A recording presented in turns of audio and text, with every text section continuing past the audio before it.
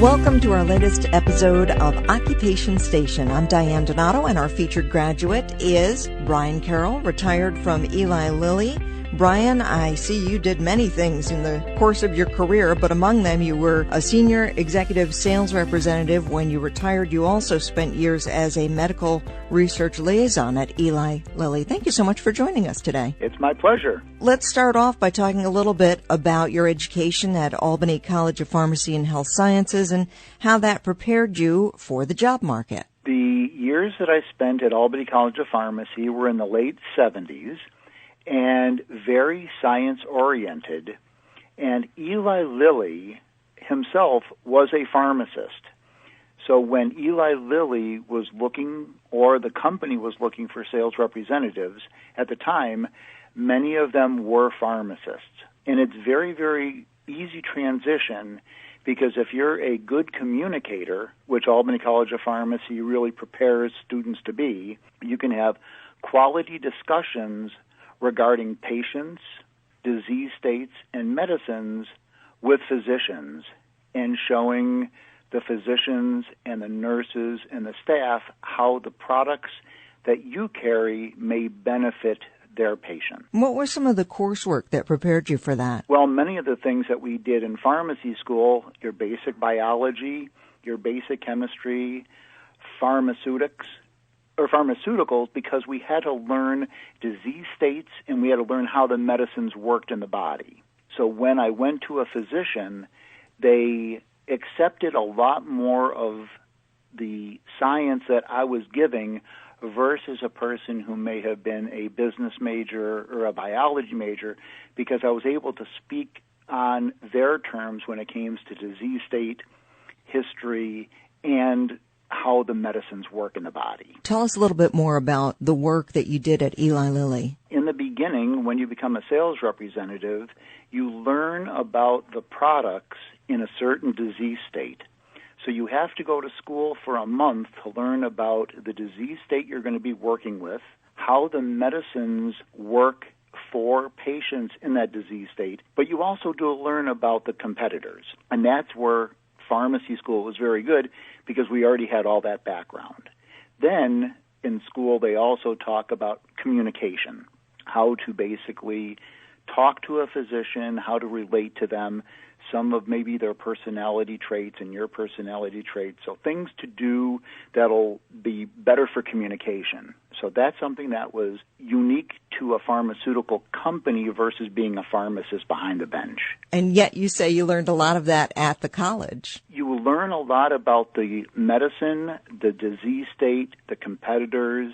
That is vitally important to learn in pharmacy school. But then how do you learn to communicate that in a efficient way to doctors, nurses, and providers?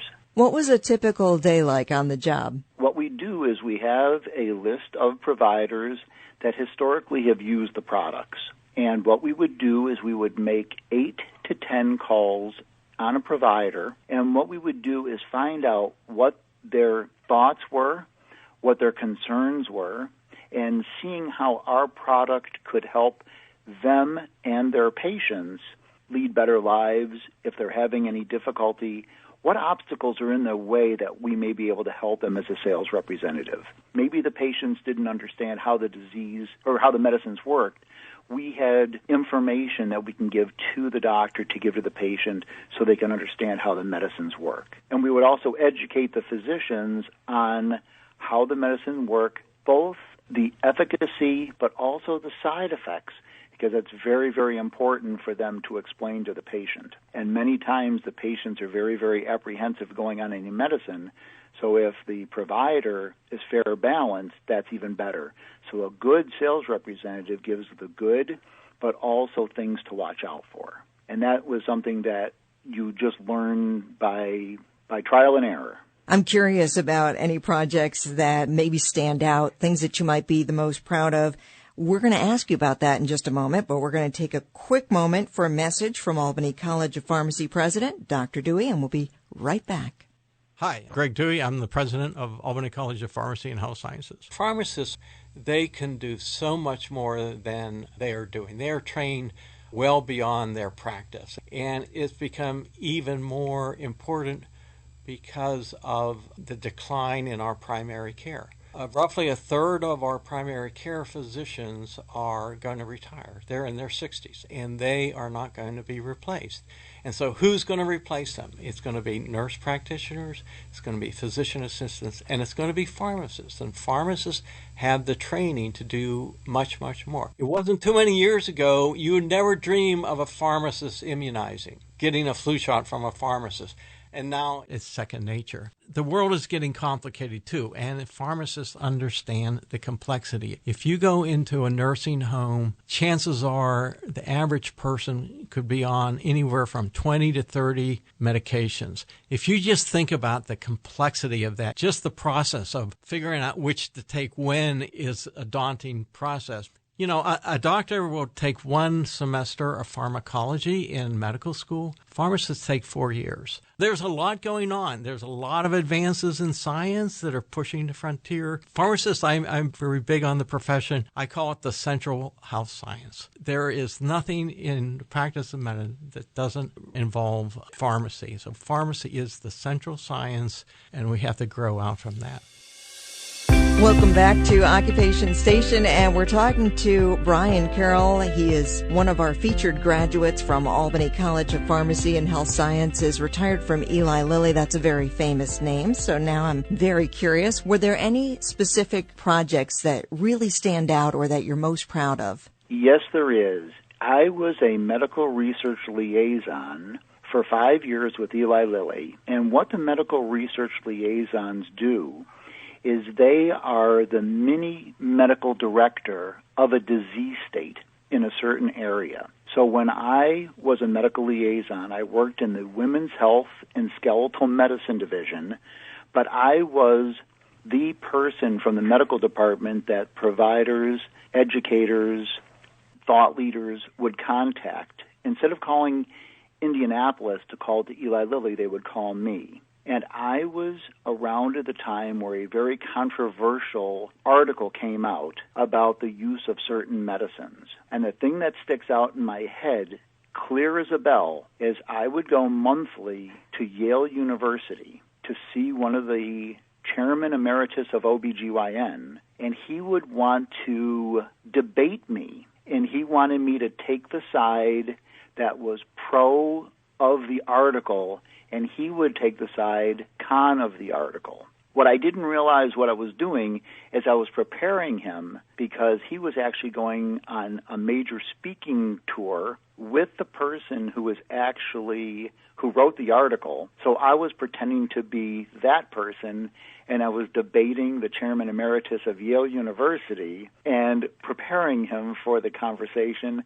And the biggest thrill is I actually went to Philadelphia for a medical convention, and I got to sit front row at the convention, and I heard the debate going on, and I was just all smiles because afterwards, the person who was the pro to me says, apparently you did a very, very good job getting him ready for being the con person because he knew what he was talking about. That was just a thrill being a pharmacist from Albany College of Pharmacy debating the chairman emeritus of OBGYN from Yale University. Can you reveal the topic? It was actually the Women's Health Initiative. It's when the whole concept of the women's estrogen and women's estrogen with progesterone was an issue. That was one of the things that was very controversial at the time.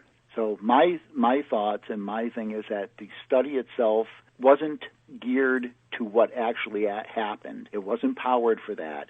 And yet Dr. Naftalin from Yale was saying, oh, yes, it was. It was a perfectly good study. So it sounds like your education took you so many interesting places. Any pieces of wisdom you would share with our listeners? Yes. If anybody is interested in the sales arena, pharmaceutical companies are looking for anybody who's in the pharmaceutical sciences because they know they have tremendously good background to start with. If anybody is interested in the medical research liaison role, that's actually at a higher level. That's for the PharmDs.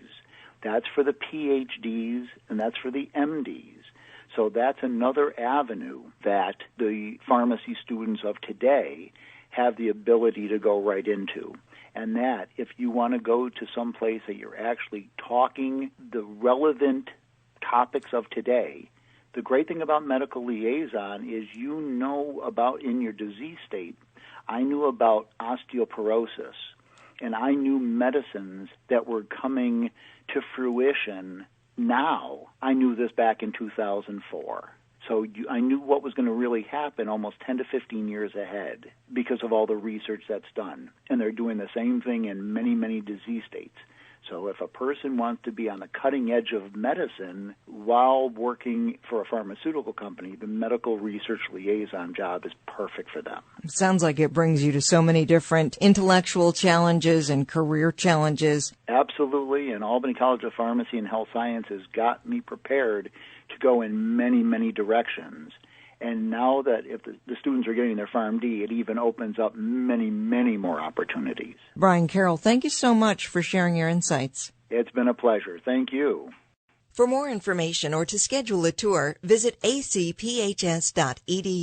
You can tune in to all of our informative stories at acphs.edu/podcast.